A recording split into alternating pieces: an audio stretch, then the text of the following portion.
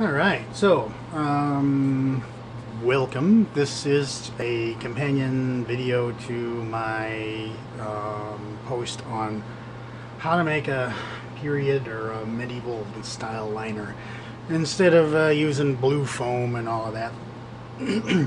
Hopefully it'll keep your head in a better shape.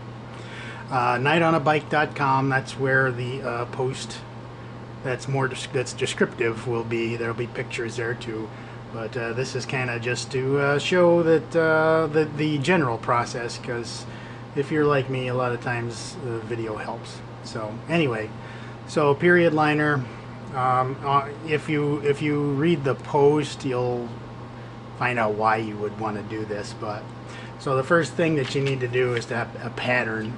The pattern doesn't have to be exactly correct.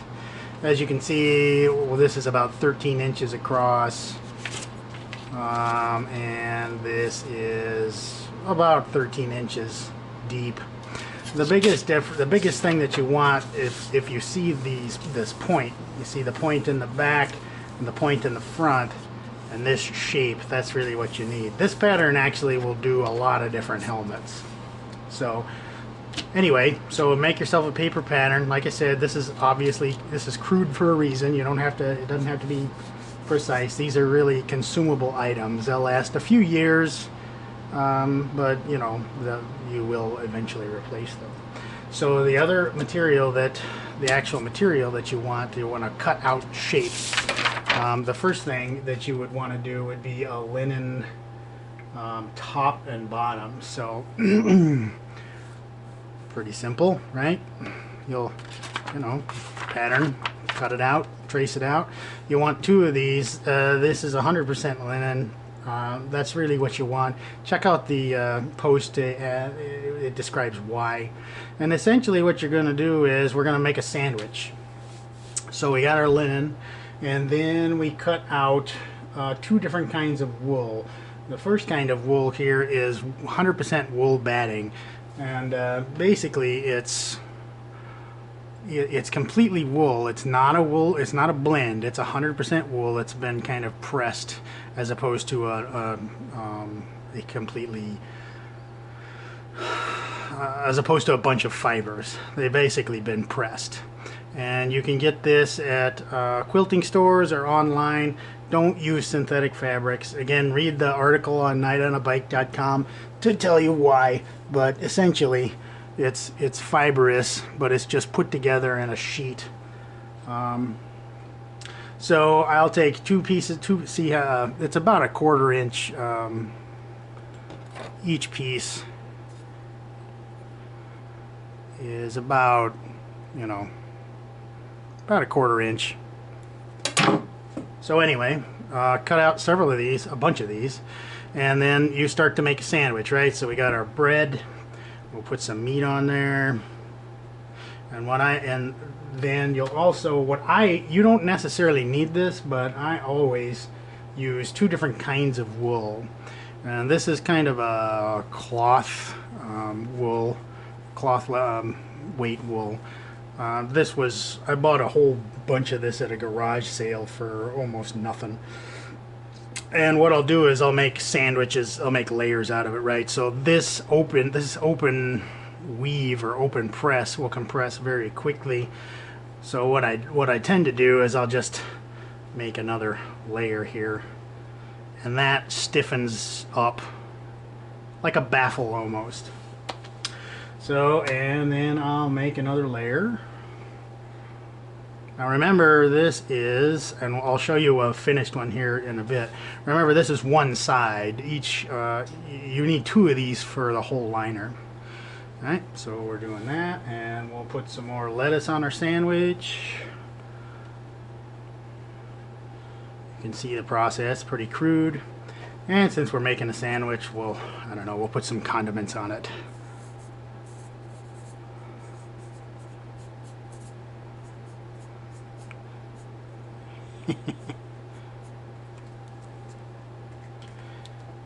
Alright, and one more layer of the wool batting. Well, actually two more layers, but you get the idea. Alright. And then the outside linen shell. This seems pretty thick for a helmet, but this is enough for probably a ½ an inch to an inch and a quarter gap in your helmet. Again, read the article and it'll describe what I'm talking about.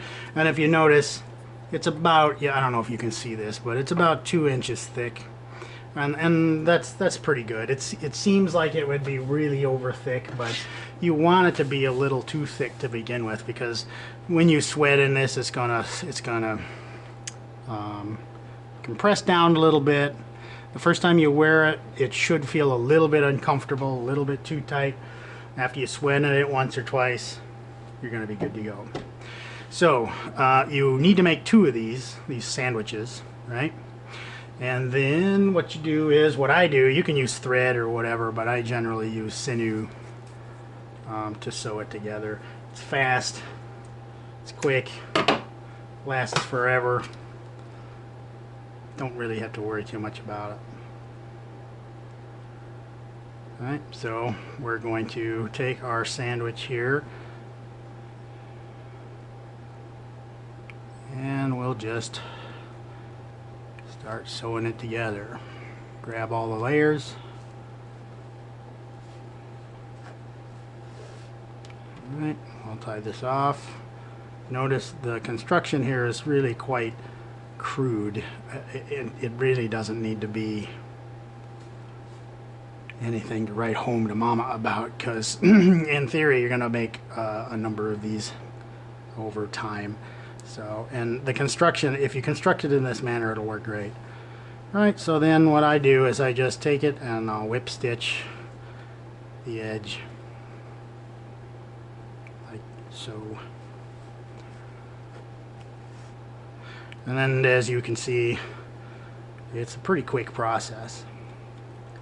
So you whip stitch all of this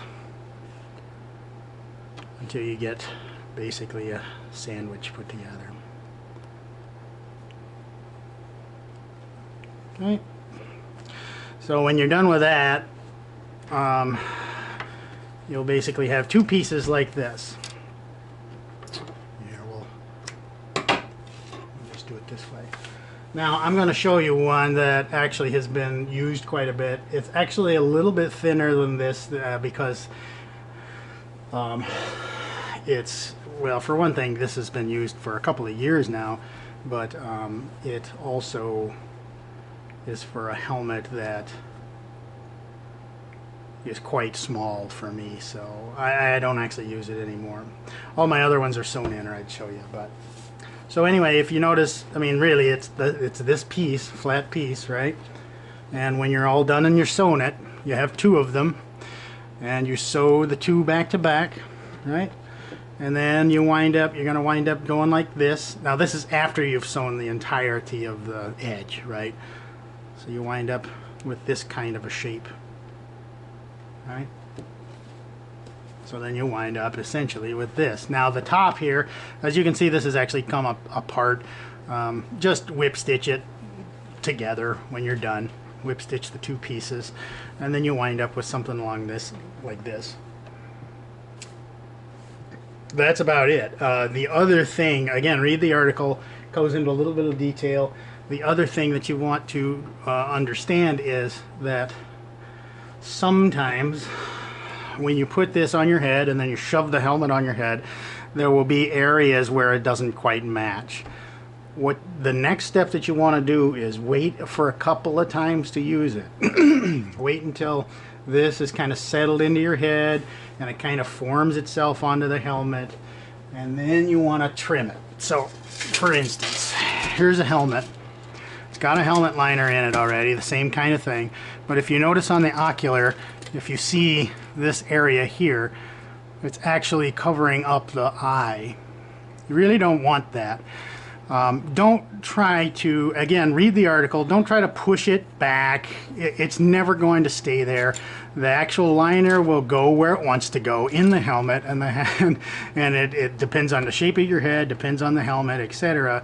Just let it, right? Wear it a few times. If it goes above into your eyes, etc., That's fine. It's going to form where it's going to form, and then after a certain period of time, what you'll want to do is get your friend to mark this area, right? Take the liner out, cut it, trim that off, and then sew it back. And then that way you'll have a perfectly tailored liner inside your helmet, right? So you'll wind up with this kind of a thing. Okay, that's pretty much it. As you can see, it's not this was 2 inches, just like this was. So you can see that it's actually, now that it's been used a couple of times, it's gotten soggy with sweat. It's formed itself to my head. It's formed itself to the helmet. If I started with material that this was this size, I'd wind up with a liner that's way too thin, right?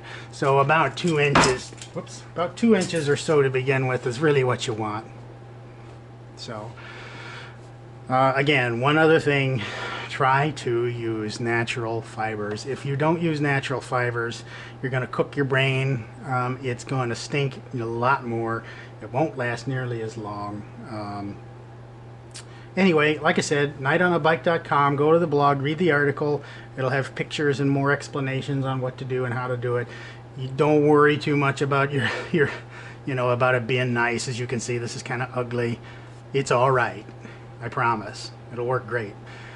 Way, way better than any type of foam, especially closed cell foam. So when it takes about 20 minutes to make one of these. It's really actually a lot easier than to use foam, to be honest. So anyway, make a few, play with it, make a few for your friends, give them out as gifts, get rid of that blue foam, and hopefully it will help you achieve what you want to. So thanks for watching.